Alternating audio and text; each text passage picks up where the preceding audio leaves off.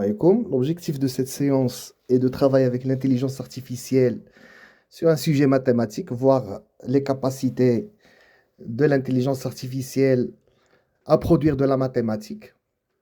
Donc, on va essayer de voir avec ChatGPT s'il peut nous donner une définition mathématique de ce que c'est qu'un objet mathématique, s'il y a une méthodologie pour inventer ou découvrir de nouveaux objets mathématiques et essayer, si c'est possible, de créer un nouvel objet mathématique.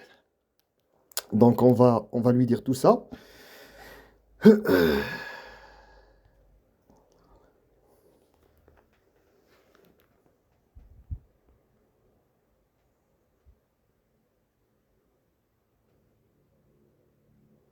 Il a dit, excellente initiative, nous pouvons aborder ces points de manière progressive et méthodique. Définir un objet mathématique, nous pourrions choisir un concept, espace vectoriel, groupe ou une structure géométrique et en explorer les définitions, propriétés et contexte.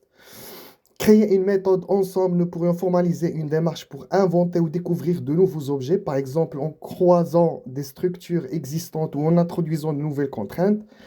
Créer un objet.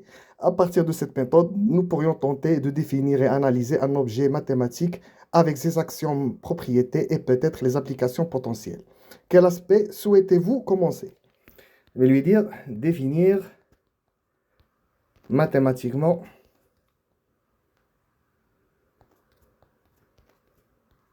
un objet mathématique.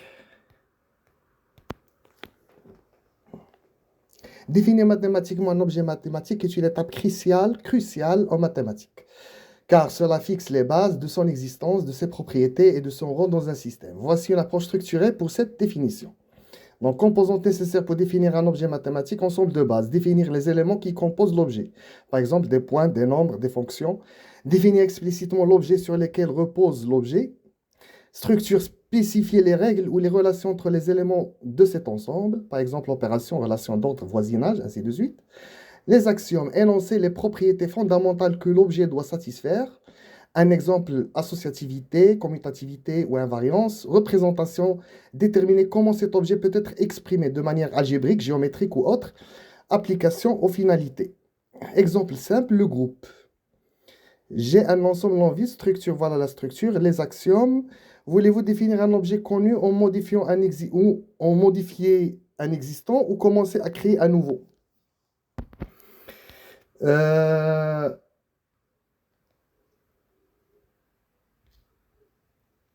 On fait une petite pause.